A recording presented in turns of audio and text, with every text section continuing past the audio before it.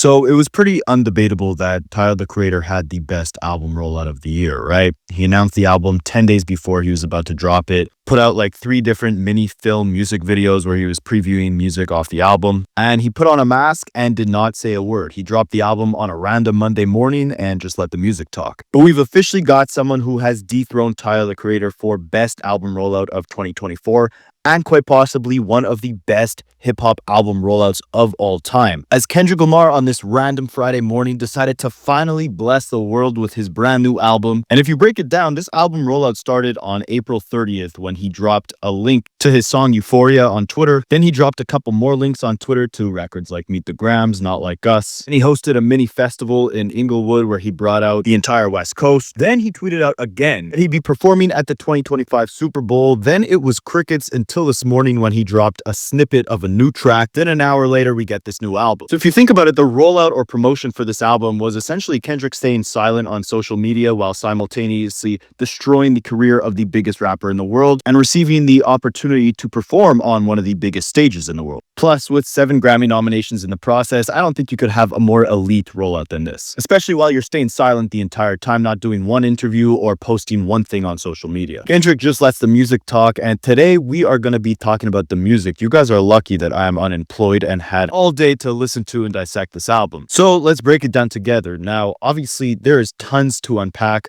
a lot more than I'll probably be touching on in this video, just because these songs are so layered. Like everything Kendrick does, it takes a while to really sit with the music to understand all the themes and messaging that goes along in it. But I will say, this sounds like Kendrick at his most commercially accessible, or at the very least, it's on par with Damn for having complex subject matter packaged in bouncy, catchy beats and easily quotable choruses. But where Damn was very radio friendly, this new album GNX is much more raw, gritty, unfiltered, darker in a lot of ways, but just as catchy and bouncy. This album is meant to be bumped in the whip. This is Kendrick's first "let me make a project full of bangers" moment. And that's not to take away from the subject matter within it. We're going to be touching on all that in this video, but the album is called GNX for a reason. GNX, aka the Grand National Excellence Car, created by the company Buick, is a rare high-performance coupe that was produced in 1987. Apparently at the time, this was the fastest car on the market. The only one that was beating it in the quarter mile was the Lamborghini. It even beat out the Ferrari by 0.3 seconds. And this album embodies everything about that car.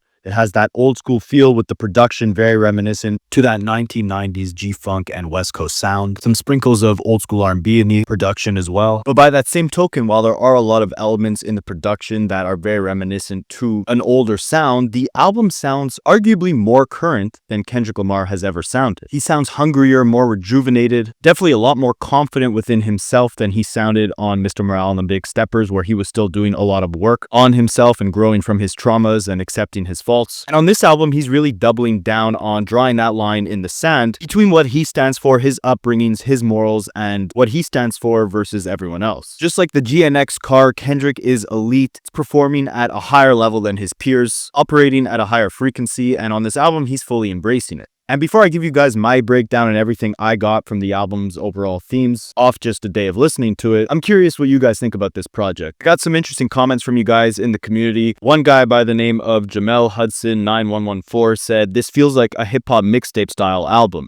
This is such a great project. Thoughts, feelings, opinions, and soul bleeds from K. This is why he doesn't do interviews, and as much as I want him to, I get it. It's a masterclass already." Someone else said this sounds more like a mixtape, a collection, or a love letter to hip-hop, and I fully agree with both these comments. The songs are composed with that rawness that mixtape songs usually carry. It's hard to tell off the first few listens, but it doesn't seem like it has as much of a coherent progression or overall sound or theme like his other albums did. It doesn't seem as carefully crafted, but simultaneously again sounds fresher than Kendrick Lamar has ever sounded. I do agree, just off how he's talking off the intro track alone, Kendrick just kind of lets his emotion and his soul bleed into these records. Like, he doesn't need to do interviews because he's addressing his life and everything that has transpired and that people are curious about within the music. On the intro alone, he raps, "This is not for lyricists. It's not the sentiments. F a double entendre. I want you to feel this stuff." And to me, that's what a lot of this project feels like. Raw thought, raw emotion, an exuberance of confidence, everything that the luxury GNX car embodies. Now, there's many things we got to touch on here in relation to the significance of of the car in this album's whole theme. Is this even an album? Is it a mixtape? Is there a whole other project that's going to be more abstract, more cohesive, more layered that's on the way? Well, let's start with the car itself, right? This isn't the first time that Kendrick Lamar has featured a car that has played significance in his early life on one of his album covers. Obviously, we know that the Good Kid, Mad City Deluxe album cover featured a photo of that classic van that Drake thought he smashed in his Family Matters video, even though it was a different model. But that van was the van that Kendrick's family drove when he was a young kid. That album was all about his humble beginnings, his come up, how he was raised amongst people involved in gang activity, but he chose a different path. He separated himself from that and became that good kid within a mad city. That's what that album represented. That's what that childhood van represented. But now he's flexing the GNX, the Grand National Excellence, the pinnacle, at least in the 1980s, of high performance vehicles. And Kendrick actually purchased the car in March of 2024, ironically right before he dropped his verse on Like That, which kicked off this whole battle and brought back that sort of boogeyman persona. And he posted about purchasing the car on his Instagram saying, "Life gets real tricky no matter where you at with it. I never pick and choose what stories to relate to.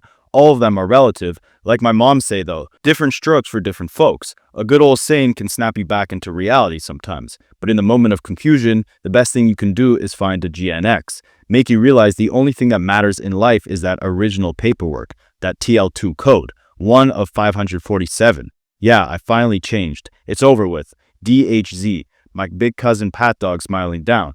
Anybody want to line it up? I'll pull him off the floor and flip your stuff." And that caption seems like the precursor to this album. Sometimes things get tricky, but no matter where you are in life, the best thing you can do is find yourself a GNX. Or for the people like us that aren't as rich as Kendrick Lamar, then just finding something that brings you that confidence. Now, the album cover features Kendrick Lamar leaning up against the GNX car. It's in black and white, and many people have noticed that it's very similar to Lil Wayne's The Carter II album cover. Now, many people didn't know, but this isn't the first time Kendrick Lamar paid homage to Lil Wayne on an album cover. We're gonna dive into whether Kendrick Lamar was dissing Lil Wayne or not on this album, but beforehand, Kendrick was a huge Wayne fan. When Wayne announced that he might retire back in 2015, Kendrick got a little drunk and got on Instagram Live and started ranting in an attempt to stop Lil Wayne from retiring. And in January of 2009, just like Young Thug did with Barter 6, Kendrick Lamar released a project titled C4 before Lil Wayne ever released the Carter 4, and it was him freestyling over a bunch of Lil Wayne beats from the Carter 3, and the album cover was him recreating the original Carter 3 cover, the one that was never used. So many people thought that this new album cover for GNX, with Kendrick leaning against the car in black and white, is an ode to Lil Wayne's Carter 2, but what most people fail to realize is that Lil Wayne's Carter 2 album cover was actually an ode to Jay-Z's album cover for In My Lifetime Volume 2, where Jay is also leaning up against the car. This is kind of like album cover inception, but I don't know if this was all on purpose, but Lil Wayne ironically also cited Jay-Z's In My Lifetime Volume 1 as his favorite album of all time, and he has the lyrics of Jay-Z's verse on Lucky Me from that album tattooed on his neck and on his leg. And this new Kendrick project feels like mixtape Weezy. It feels like old school Jay-Z. It mainly feels like Tupac, but then you also got hints of Draco the Ruler in there. Like, there's so much going on. And again, too much to unpack in one day. I'm going to be doing a formal review and then possibly breakdowns of separate individual songs later on as I unpack this album more, but here are my initial thoughts. So again, I get that mixtape Weezy vibe on this album a lot, which is ironic because he's addressing Wayne right away off the first song off this album. And besides just the overall song structures or cohesion of the album, there's a lot of signs that point to this possibly being Kendrick's mixtape and the real full-fledged album coming in the future. Number one, Kendrick got the beat for the title track GNX only 2 days ago, meaning that a lot of this stuff was recorded very recently. And if I had to guess, it's been 2.5 years since we got the last Kendrick Lamar album. That's a lot of time to record new music. I have a very hard time believing that he only recorded 12 tracks that he feels like are album worthy in the span of those 2.5 years, and that he was even recording as early as 2 days ago. We also got some cryptic tweets from people that are very close to him. Daylight, who has been dropping hints about this album being on the way for months now, tweeted out today saying, "Oh, I'm gonna say this again. Get the F out the streets again. It's not done." DJ Head, a very close Kendrick associate, also tweeted out, MTC, which could stand for more to come. Plus, you got all these big events coming up, right? The Super Bowl, where he will likely be performing a lot of these records on stage. I really thought he'd be performing Not Like Us on that Super Bowl stage, but there's so many anthems on this tape that I feel like he's going to replace that set list with a lot of records from this album, especially as they grow and start topping on the charts. Plus, with that and the Grammys coming out, we'll see Kendrick outside a lot more. Plus, February being Black History Month, along with the Grammys and Super Bowl happening in that month, we know that Kendrick drops music lately on very significant dates. This album having dropped on the day that John F. Kennedy was assassinated, his Watch the Party Die record being released on 9/11, his pop-out concert being on Juneteenth, Not Like Us record being released on July 4th, America's Independence Day. Kendrick's very calculated with these release dates as of recently, and I have no doubt that we'll be getting something new in February. And I think something very interesting here is that Kendrick has been listening to the fans. He's been listening to the people. Not only has he been mentioning a lot of the main talking points within the music on this album, but he's been listening to what the people want. People have been wanting more underground West Coast features from Kendrick. They've been wanting more of that West Coast sound. They've been wanting more party anthems, more upbeat bangers from him. And he most definitely brought that here. Like, for me personally, where I'm at in life, this is exactly what I wanted from a Kendrick Lamar album. Aggressive energy, braggadocious bars, that evil menacing delivery, those different vocal switches, something fun. I mean, some of my favorite Kendrick Lamar albums obviously have tons of layers, tons of different meanings that you got to sit down with and unpack. But with this, you can easily jump to it on first listen. Again, it's GNX music. It's music made for the whip. It's made for speeding fast, blasting on full volume. It's designed to make you feel confident. It's Kendrick at his most confident. And ultimately, it's a victory lap for the year that he's had and his best attempt at uniting his hometown of Los Angeles. Now, as far as the second album, there was rumors of that with Damn 2 when he first released it. People thought that there would be a second part to that album. That never ended up materializing. So it's possible that this is, again, just another rumor. But the song that he previewed before he even dropped this album wasn't actually on the album. So you couple that with all the hints that people around him have been dropping on Twitter, and it does very much seem like there's new Kendrick music that might come very shortly in the future. Now, I love that he didn't put the names of the features on the track list. It gives these more underground artists a lot more exposure because you could hear an unfamiliar voice, and you really have to go out of your way to do research, whether it's on Genius or just online, wherever, to find the names of who's actually on these records. Those names will stick with you a lot more when you actually have to go out of your way to find them versus if they're just listed on the track list. There was rumors of Taylor Swift being on this album, and I thought it was her vocals on the track Luther, but it actually turned out to just be SZA's vocals. It sounds a lot like Taylor Swift, and I did a video just yesterday debating with you guys if Taylor Swift would be featured on the new K-Dot project because DJ Snake had said she would be, but her right-hand producer,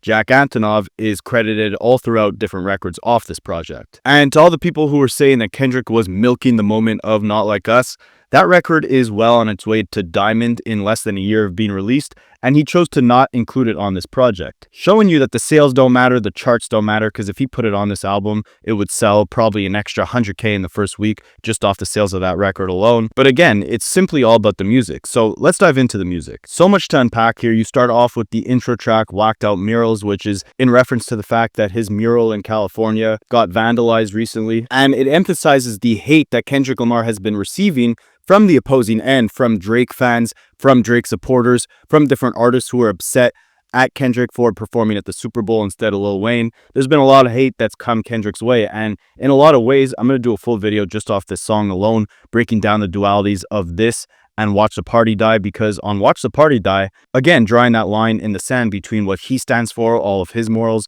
versus the opposition, and talking about the bad things that plague society and chalking that up to the reason that he's not outside as much or he doesn't draw music as much because he finds more peace in being alone. And he starts off this song on a similar note but with a completely different temperament. He said, "Yesterday someone whacked my mural. That energy would make you guys move to Europe, but it's regular for me, yeah, that's for sure. The love and hate is definite without a cure." Emphasizing that the hate, the anger that plagues this world would be enough to make the average person move away and hide from it. Similar to how on Watch the Party Die, he said it's the reason why he's not dropping as much, but he's coming with a much more positive, confident approach here, emphasizing that he'd kill them all before he'd let them kill his joy. And just like on Watch the Party Die, how he wasn't necessarily talking to Drake or about their beef, but more so excusing his actions by partaking in this beef as an effort to destroy the negative parts of the culture that he didn't like.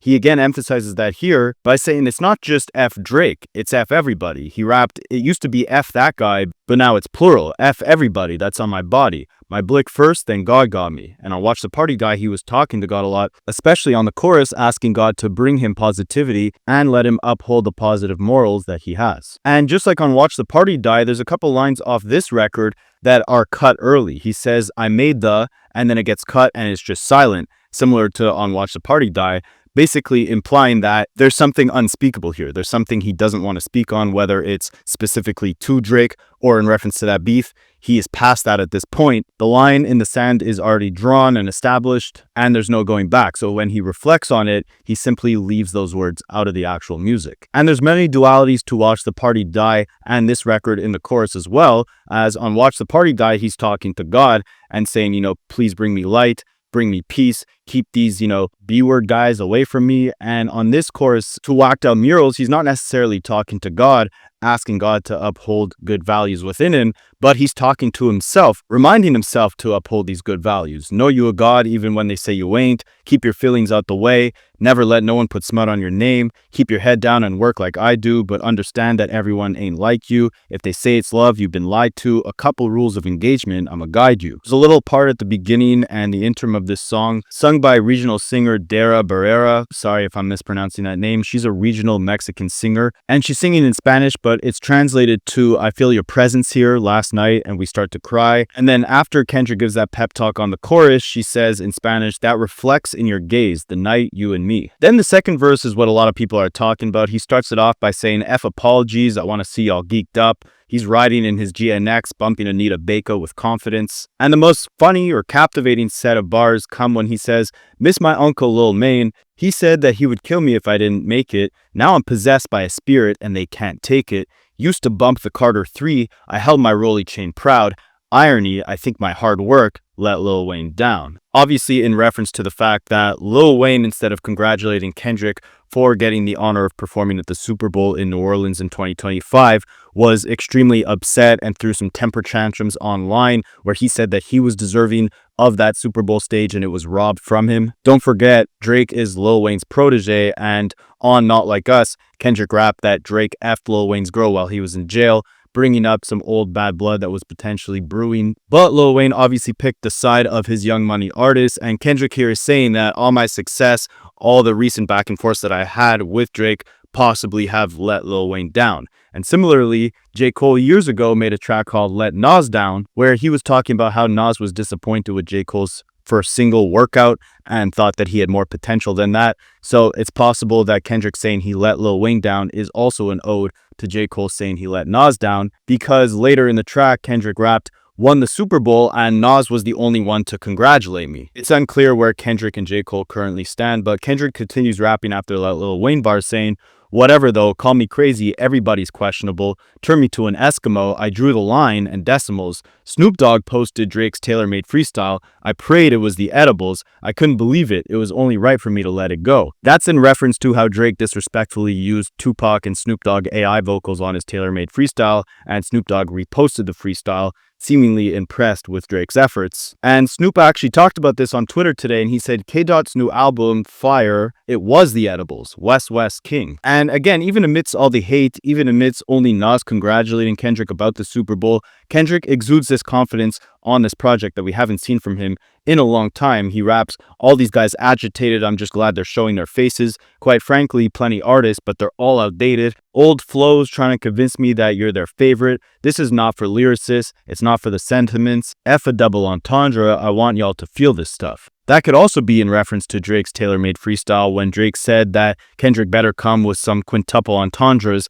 on his upcoming diss tracks. Kendrick here is saying, F a double entendre, this isn't about the complex lyricism, I really want you to feel what I'm saying, the confidence that I'm exuding. And again, more lines are being drawn in the sand on this record. It picks up where Watch the Parties Die left off. He starts the third verse by rapping, guys from my city couldn't entertain old boy, promising bank transactions and even Bitcoin. I never pieced it up, that stuff don't sit well with me. Before I take a truce, I'll take them to hell with me. Obviously here he's standing on business. He's saying there's no making up, there's no apologizing, there's no truces being had. Before that happens, he'll drag his ops down to hell with him. This is a far different tune than Metro Boomin and Future were singing a couple days ago, when Metro says that he regrets going on a Twitter rant against Drake, and Future said he didn't know there was any beef to begin with and that he's not mad at anybody, even though their record was what started this entire back and forth. He also referenced how Drake was trying to pay people close to Kendrick in Bitcoin or bank transactions to get dirt on him, and that it didn't work, and he continues by rapping,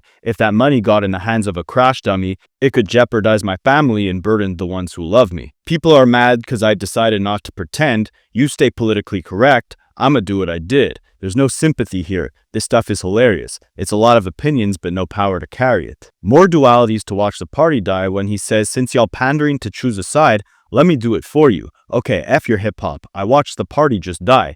People are cackling about it while all of you are on trial. People thought that I was antisocial when I stayed inside of my house. You're better off to have one woman. Everything tricky right now. You people live in denial. F everybody empathetic to the other side, I vow." And again, just saying, I'm cut from a different cloth. There's no truce. There's no piecing things up because I stand on integrity. My morals couldn't be compromised to pander to the other side, to the people that I feel like aren't bringing a sense of authenticity or positivity to the culture. A clear line was drawn in the sand from the intro track alone. And again, just a lot to unpack there. We're going to do a full breakdown on that song in the future once I get some more time to sit with it.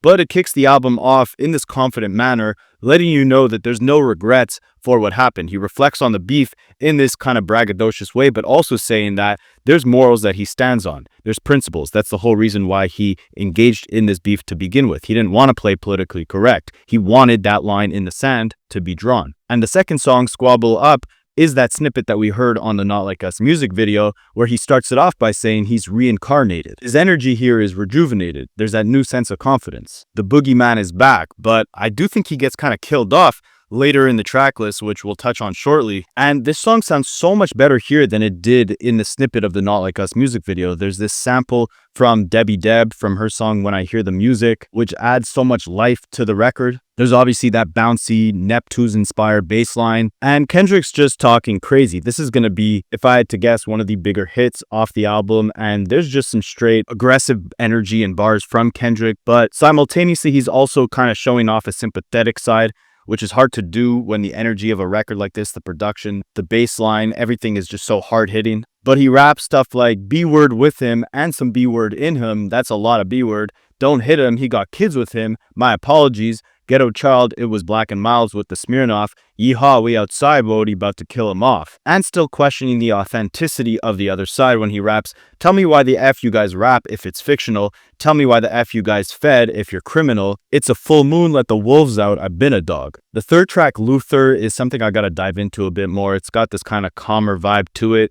Kendrick is kind of singing on it to production. It's smoother, less energetic. Honestly, on one day of listening, it's kind of hard to dive deeper into songs like this when you have such high energy anthems riddled throughout the track list. Like, I keep finding myself going back to those that are more polarizing. These will have to get some listens in the future, but he does pay another ode to Snoop Dogg where he raps, "Roman numeral 7, baby, drop it like it's hot." The lead single to Snoop Dogg's 7th album was indeed Drop It Like It's Hot. Now, it's interesting to note that SZA is one of the features on this record, and the other song that she's featured on this album is the final track called Gloria, which is a love song. Both of the songs that feature SZA are love songs, and more specifically, they both delve into Kendrick's intricate reflections on love, resilience, and his ultimate sources of inspiration, offering a nuanced exploration of his emotional and creative journey. In Luther, Kendrick is envisioning a world where pain and conflict are replaced with light and strength. His verses center around a romantic partner who grounds him, offering clarity and empowerment as he navigates life's challenges. The song emphasizes the healing and transformative potential of love, painting a picture of mutual support and elevation. Then on Gloria, Kendrick turns inward, shifting the focus from romantic love to his creative bond with his craft. While the narrative begins with the complexities of a tumultuous relationship, it culminates in the revelation that Gloria symbolizes his pen and the glory of artistic expression. This ultimate love, his writing, becomes both his anchor and his struggle, embodying the consuming passion and fulfillment that his artistry brings. Together, the songs explore love's duality, its power to inspire and uplift, and its capacity to challenge and demand sacrifice, whether in human relationships or the intimate pursuit of one's artistic purpose. And I think having SZA featured on both these records is a calculated approach to tying the themes of both these records together. The fourth track, Man at the Garden, also contains this lush, stripped back, more calm production and calm delivery from Kendrick, but the temperament or confidence is not calm at all. The title Man at the Garden appears to allude to a biblical narrative of a man justifying his worthiness to enter paradise, the garden. The repeated refrain, I deserve it all, echoes his declaration after recounting his deeds, which reinforces his claim to divine reward. On a broader level, the track doubles as a manifesto of Kendrick's ethos. It asserts that his achievements are the product of his sacrifices, principles, and perseverance through adversity. This is apparent when he raps bars like, it's innate to mind my business, writing words trying to elevate these children, that's why I deserve it all. Pray for those who prayed against me, every reason why my ancestors sent me, I deserve it all. I know I keep mentioning Watch the Parties Die and this line in the sand that Kendrick has been drawing while emphasizing the morals and the qualities of a strong character that he believes he upholds, but he makes it more apparent throughout the entirety of the track list. On the intro, he's talking about riding in his GNX, celebrating the fruits of his labor, and refusing to call a truce with anyone he went up against. Then on this record, he continues referencing the G9X car and it being a symbolism of wealth, the fruits of his labor, and the confidence he rightfully exudes from working hard and standing his ground amidst the negativity and opposition that surrounds him. He raps, like-mindedness and less enemies, stock investments, more entities, I deserve it all, VVS, white diamonds, GNX with the seat back reclining, I deserve it all, more money, more power, more freedom, everything heaven allowed us, I deserve it all. That's on the first verse. Then the second verse, he explains why he deserves it all. He starts it off rapping, because my intentions were pure, even when you weren't sure, even with every allure, how much temptation you endured, waking up at 6 a.m., 6 miles a day, conditioning my mind, never asking for too much credit, seeking validations just for the aesthetics. I deserve it all. He continues on the third verse, emphasizing that he kept his integrity, he kept his promise to the loved ones around him, he kept a close relationship with God, he keeps his essence, he raps dangerously, nothing changed with me, still got the pain in me, and he ends the song off rapping, how annoying does it anger me to know that lames can speak on the origins of the game I breathe, that's insane to me, it's important, I deserve it all because it's mine, tell me why you think you're the greatest of all time. Seemingly questioning the audience on why they think they deserve the greatness that should come to their life, while simultaneously concluding why he believes he is the greatest of all time and why he deserves not only the luxuries and strong mindset that he spoke on deserving in this song, but also why he deserves that title as the greatest of all time. Then we get to the fifth track, Hey Now, which is another incredible West Coast anthem. He takes on this flow that's very reminiscent to Draco the Ruler's kind of nervous, cryptic, menacing way of riding a beat. And this melody kicks in at around 2 minutes into the track. That is just incredible. It's haunting, hypnotizing. It's like a classic DJ Mustard kind of bass line mixed with this old school Dr. Dre-esque synth. And Kendrick kicks off that part of the track by chanting, I'm way too important to ever let you slide on me again. Again, exuding this confidence that's unmatched and something we have not heard from Kendrick Lamar in a very long time, if ever, on any of his studio albums. The third verse is a back and forth between Kendrick and Los Angeles rapper Dodie Six, the first underground rapper Kendrick is putting on this album, and this second half of this song has got to be one of my favorite moments off this album. There's cartoony bars like, who the F I feel like Joker, Harley Quinn, I'm in the cut with a blower. Then Kendrick hops in with a subliminal shot at Drake saying, things get spooky every day in October. Drake is obviously born in October, and his OVHO label stands for October's Very Own. More cartoony bars like, if they talking about playing ball, they can take it up with Jordan. It's bald heads and heckling for all endorsements. Eeny, meeny, miny, mo. I'm trying to tag a person's toe. I'm too aggressive on the beat and real life people know. There's obviously a lot to unpack in this song, like on the bridge when Kendrick raps, I seen the aliens hold hands. They want to see me do my dance, which touches on the theme of gentrification, which is present later on the album on tracks like Dodger Blue. But again, on the surface, off just one day of kind of digesting this project, this song is a highlight in terms of its energy, the dark, menacing West Coast production, the back and forth between Dodie Six and Kendrick Lamar, the cartoony bars, the little singing refrain that Kendrick does in the middle of the track as the beat builds up. This is an awesome record, and to date, I think this is Kendrick's most West Coast sounding song, at least as far as his other albums go. If you want to get further into the track list, there are a lot more West Coast sounding songs on there as well, but this one, especially the second half, really stood out as a highlight to me. And I think in the future, I'm going to do live reactions to albums instead of, spending a whole day listening to it, giving you guys my first thoughts like I'm doing here, and then going back and really diving deeper and giving a full album review. So drop a like if you made it this far in the video, and drop a comment if you'd want to stick around with me and do live reactions to new albums with me. But then we get to the sixth record, which has to be the greatest record off this album and one of the most intricate records of Kendrick's catalog, one of the most compelling concept records, in my opinion, that we've gotten from him. It reminds me in a sense of his 2017 record Lust off his Damn album. Both songs kind of see Kendrick taking on the perspective of someone else. On Lust, the different verses represent different people. One of them is a man chasing fleeting pleasures. One of them is a woman navigating mundane routines and an apathetic society caught in the loop of complacency. Multiple narratives highlight the universality of lust, not just in the physical sense, but as a metaphor for yearning, distraction, and stagnation. And while both Lust and this new record, Reincarnated, showcase Kendrick's talent for storytelling through different perspectives, they approach their themes in different, unique ways. On Reincarnated, on the other hand, Kendrick reflects on the lives of artists that he feels spiritually connected to. It's assumed that the first verse is channeling John Lee Hooker, and the second verse is channeling a female singer by the name of Dinah Washington. But rather than claiming that he's a literal reincarnation, Kendrick is more so suggesting that Black artists today inherit the greatness of those who came before them while also learning from their struggles. It's a tribute to the legacy of Black creativity and resilience, emphasizing how the past can shape the present. And in the present, on the third verse, he is Kendrick Lamar, and mirroring a lot of the similarities of the upbringings of the former two individuals whose perspective he rapped under from the first two verses. He now, as Kendrick Lamar, believes he's come to peace with his past, with his ego and pride, and he now is, as he says, old enough to understand the way he was living and has rid himself of the vices that were plaguing the first two individuals whose perspective he was rapping under in the first two verses. Now, just like in the previous song Man at the Garden, where he's talking about all the good that he's done and why he deserves all the great that he's received, in this record he's talking to seemingly a priest or a father, and he's reflecting on his strong moral code. He raps, "Everything I did was selfless. I spoke freely when the people needed me. I helped them.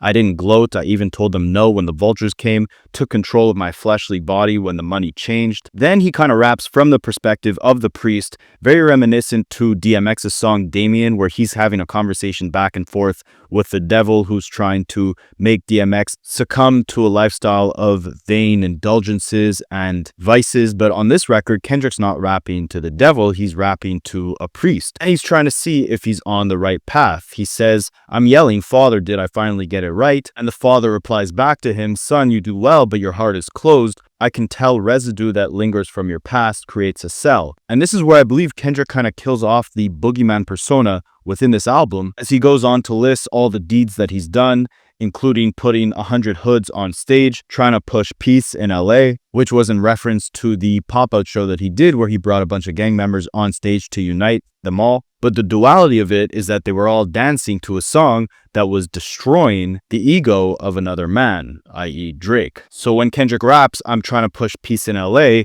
the father replies to him by saying, "But you love war." Then Kendrick says, "No, I don't." And he says, "Oh, yes, you do." And again, earlier in the album, Kendrick is, like I mentioned a million times already, drawing a line in the sand between what he stands for versus the opposition. But the father here is telling him, every individual is only a version of you. How can they forgive when there's no forgiveness in your heart? And again, I'm going to do a deeper dive on this song for you guys in the future once I sit with it for a bit longer, but he ends the verse off by saying, "I promise that I'll use my gifts to bring understanding. I vow my life just to live one in harmony now."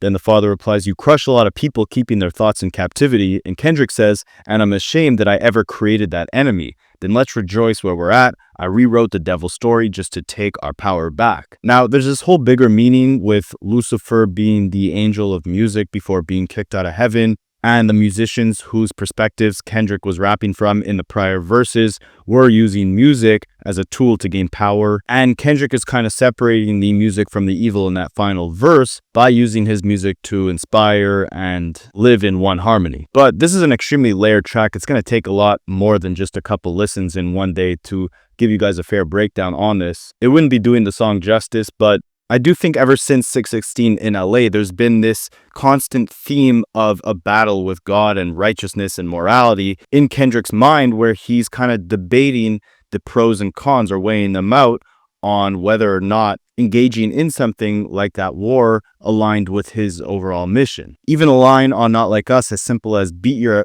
butt and then hide the Bible if God's watching, it emphasizes Kendrick's hesitation on whether he feels like it's completely morally acceptable to engage in the battle in the way that he did. And I think the final verse on this record is kind of giving him some sort of closure with that and understanding that he should treat everyone as one and use his words for inspiration. Again, got to do more digging into this song.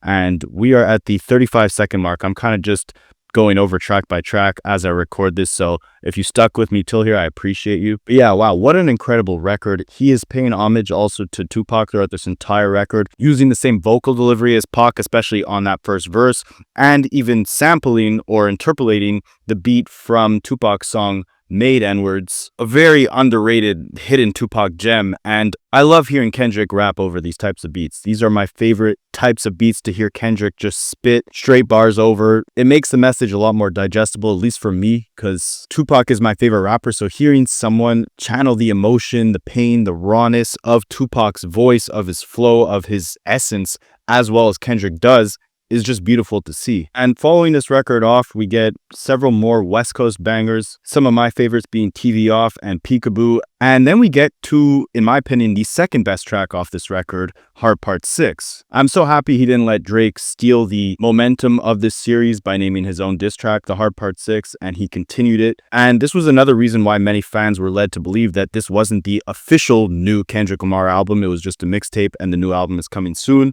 because in the past, the Heart series is always meant to be a teaser to whatever new album Kendrick was dropping. 2017, we got the Heart Part 4. Then we got Damn a week later. 2022, we got the Heart Part 5. We got Mr. Morale a week later. So it's quite possible that if he stays consistent with the theme, then this mixtape or project really is just a precursor to the real album, because he never actually officially includes the Heart songs on his albums. But this is a beautiful record where he details the come up of himself, his whole record label Top Dog Entertainment, all of his peers from Black Hippie, Schoolboy Q, J-Rock, and Ab Soul, his different relationships with each of them, with him watching Ab Soul in the corner mumbling raps and thinking that his words are legendary, wishing he could rhyme like him, to J-Rock being poised as the initial first superstar off of TDE, and a win for him was a win for everybody off the label. Funny enough, his first single was actually a song that featured both Kendrick Lamar and Lil Wayne back in 2008, and Kendrick had spoke on that studio session saying that it was just extremely inspiring seeing how quickly Wayne can record and the quality that he produces in such a quick period of time. He also completely destroys any allegations Drake made of any bad ties Kendrick might have had with his TDE record label or them ripping him off, like he rapped on Push Up saying that Top told him to drop and give him 50% of his profits. He also talks about Schoolboy Q coming in and not rapping initially and just kind of taking refuge because he was homeless, sleeping in the studio with all the TDE guys, and Q giving Kendrick pep talk saying, "Dot, you won't be slept on, you're the guy to bet on." And just the inspiration that he took from all of his label mates around him, but also the creative differences that they had, and putting the blame on himself for the actual split of the Black Hippie Collective. He also talks about the future, how he wants to evolve, placing his skill set as a Black executive. His motivation was yearning for the independence, and just an absolute beautiful masterclass of storytelling, giving the whole breakdown of his come up, how each of his peers inspired him and turned him into the artist that he is today, and kind of where he's at now and what his goals are today versus where they were when he was on the come up, just rooting for J-Rock, and a win for him being a win for the whole collective. There will be a much more detailed breakdown of this record coming soon because there's tons to unpack here. I might do a whole documentary on the rise of TDE and how it ties into this entire song, because again, he just did a beautiful way of telling the story of all of their come-ups individually. And as a side note, what a crazy year it's been for all of the TDE roster. At the beginning of the year, we had Schoolboy Q drop a magnificent album with Blue Lips. Then we had Doechii, their new rising star, drop her mixtape, Alligator Bites Never Heal. Then we had Ab-Soul just like 2 weeks ago drop, in my opinion, his most commercially accessible, but also his most triumphant album with Soul Burger. And now we have Kendrick Lamar putting all the pieces together, detailing their entire come up, reflecting on what makes him great as an artist and a human being, what he feels like he deserves, and the positivity that he wants to bring to the music industry and the world in general. And with the healing he did on Mr. Morale, with the reflection and the step back that he took, admitting that he is not the savior and he chose to save himself instead of saving the world, it's inspiring to see how he's almost come full circle with this project, where he's basking in his confidence, in his glory, in his accomplishments, but also staying focused on the overall mission of gaining that independence, of pushing that message of positivity and that we're all one, we all live in one harmony, unifying his hometown of LA in the process, and on the final cut, professing his love to his pen, the pen that started it all, the pen that got him to where he's at today. And through the turbulence of it all, that pen, that creative drive, being the pillar that pushes Kendrick to new heights. Another interesting thing I came across as I was recording this is that the title GNX, the car itself, was actually the car that Kendrick's dad drove him home from the hospital in when he was born. Back in 2012, he told Complex, "When I was born, I came home from the hospital in an 87 Buick Regal while my pops was bumping Big Daddy Kane." Now in 2024, he bought that car again, and he's in it, bumping Aretha Franklin, reflecting on his life, and giving us this masterpiece. Now, on a lighter note, this had Drake's right-hand producer, Gordo, in a little bit of a conflict when the album first dropped. He tweeted out, "Sigh, time to get back to work." And with Not Like Us approaching diamond status, with it breaking nearly every streaming record that Drake previously held, with Kendrick arguably being at the height of his commercial peak, it also begs the question, will this be Kendrick's highest selling album in the first week? The hype is massive. I haven't seen anyone talk about anything else today. I mean, J. Cole dropped his classic mixtape, The Warm Up, on streaming platforms, and it seems like no one has acknowledged that. Everyone's too focused on this album. Now, Kendrick's highest selling album in his career came with Damn. It sold about 600,000 copies in the first week. But what's important to remember is that that album was released in 2017, when physical sales still made up a large percentage of how people consume music, meaning that people were actually buying copies of the CD. And it was a lot easier to rack up a higher amount of sales when it wasn't just streams, because I believe it's 1,500 streams that count for one sale of an album. That's why you've seen much lower first week sales recently than you used to in the past. And with Damn, which was Kendrick's highest selling album, it only actually racked up around 300,000 copies worth of streams. The other 300,000 came from physical CD sales. So for Kendrick to do 600,000 units with this project, with it only being 12 songs, it'll be extremely hard to accomplish that with all of them coming from streams, and Kendrick doesn't release vinyls like Tyler, the Creator. For example, he sold about 300,000 copies in his first week, but about half of those sales came from vinyl sales. Kendrick's not releasing vinyls, so he's only going to have to rely on streams for this album. The only rapper to sell over 600,000 copies in the first week with all the sales coming from streams was Drake with Certified Lover Boy and his album Scorpion. But those were much longer albums. I do think that on an average from track by track, the songs off this album will stream as high as Drake's did from Scorpion and Certified Lover Boy. However, because Drake had more songs on those albums, I don't think Kendrick will reach those streaming numbers. But I definitely see him pushing at least about 400,000 streams in the first week, and then maybe about 75 to 100,000 worth of just digital downloads off of iTunes.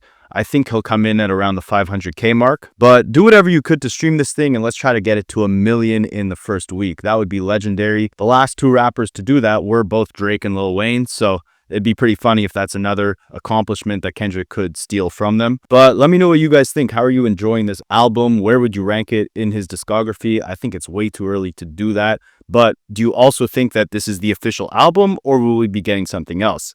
Personally, I would be satisfied if it was just this. This was a lot of everything I wanted from a new Kendrick project. A lot more West Coast sounds, channeling the essence of the legendary Tupac Shakur, timeless anthems, unprecedented confidence, exceptional storytelling on The Heart Part 6, captivating perspective shifts on songs like Gloria or Reincarnated, addressing all the talking points that we've been discussing on this channel and in the media for so long, and ultimately, off of first day listens, it's an album with no skips. But let me know what you guys think in the comments. Will we be getting another Kendrick project in the future? Are you satisfied if it's just this? What did I miss in this breakdown? Stay tuned for the full album review and track by track, in-depth breakdowns coming soon. Let me know what I missed, and I will catch you guys in the next one. There's a lot of little nuggets in both of their disses that if it wasn't for these breakdowns, and salute to, guys like this, Rapaholics, because I think they directly get it.